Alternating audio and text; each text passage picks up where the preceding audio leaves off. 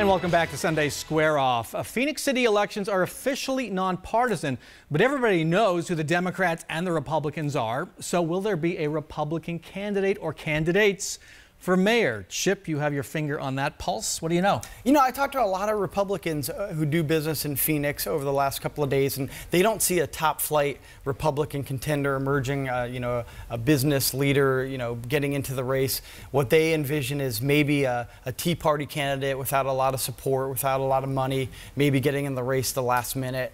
It's just when you go to a runoff in a blue city like Phoenix, it's very, very tough for a Republican to win, as Wes Gullett found in 2011 when he lost by, I think, 13 percentage points to Greg Stanton. So it's just a tough road to hoe, and I think Republicans will spend their time and energy in other races. And yet I'll push back against the two Kate and Danny supporters. It seems like there are a lot of issues a Republican can run on. The city's recurrent deficits, the pension problems, some notable lapses. We have a library that's shut down for a year.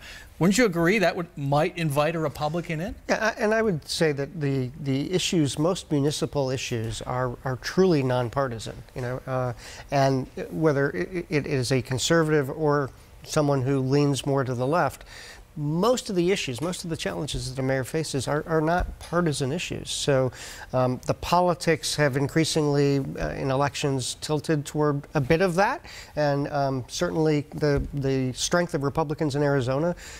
The Phoenix mayor's position is one they don't hold, so there could potentially be some interest in that. But so far, nobody. I hear the same thing.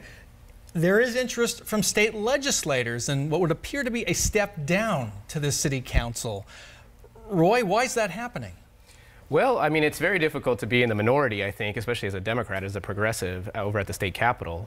When you watch, day after day, Republican legislators, in my view, passing, extreme conservative legislation. So when you think about how can I best help my constituents, unfortunately, I think if you're a Democrat or a progressive here, the best way you can do that is on city council. So it's unusual. In other states, it's the other way. You want to get to the capitol, but here it's people at the capitol wanting to get down to the city council to help their people. It's also this. Yeah, so that's a good point too. State lawmakers make $24,000. I believe Phoenix City Council members make $64,000. You can also, as we were talking about before, have a real job when you're not a state lawmaker. It's a lot easier to have a real job as a city council person than as a state lawmaker. So the pocketbook may be influencing some of those decisions too, and good for them. And interestingly, you represent about the same number of people as a state legislator or a city council member. But again, the work of the mayor and the council is much more at your doorstep type service. It's the things that truly touch people's lives, their neighborhoods, the homes that they live in.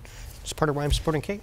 Has it always, you've all been in politics here, or on the, watching it for quite a while. Has it always been like this, that Phoenix is the place where the Democrats go and the legislature is the place where the Republicans go?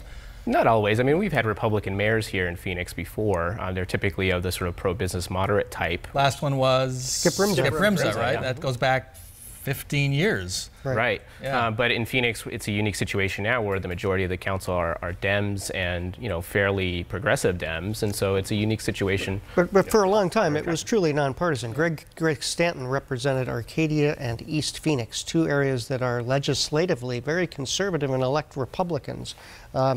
John Nelson, Claude Maddox represented the district Danny Valenzuela's in. They were Republicans. So it is a history of nonpartisanship that has shifted slightly in the past few years. Sal DeCiccio is representing Greg Stanton's old district. Right. Yeah, and it's hard to say he's nonpartisan, in my view. hard to say. Chip, you alluded to the calendar earlier. How many possible dates are there next year for an election?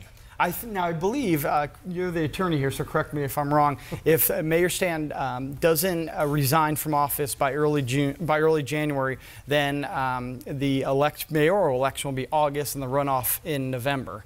I believe that's the calendar we're looking at, and then there'll be other openings on the council. Yeah. That's correct. So, for us to have a May election, he would have to resign by early January, which I think is unlikely. I think what we're really looking towards is probably an August election with a November runoff. And then with the other races, the city council races, a lot of that is dependent on when people resign and, when those races happen. So there's going to be a lot of activity next year with potentially 2 to 3 races in the next 3 years. Could be a second career for you, Bram. Councilman Resnick has a nice ring. I don't know about that. And on that humorous note, Roy Herrera, Chip Scutari, Jay Thorne, thanks so much for joining us. Thank you. Thank you. Thank you. When we come back, after the Las Vegas massacre, cities and states looking to ban bump stocks for guns. Could it happen here? We'll verify it coming up a bit later. But first, the state says no to developers in a fast-growing county. A sign of things to come? Stay with us.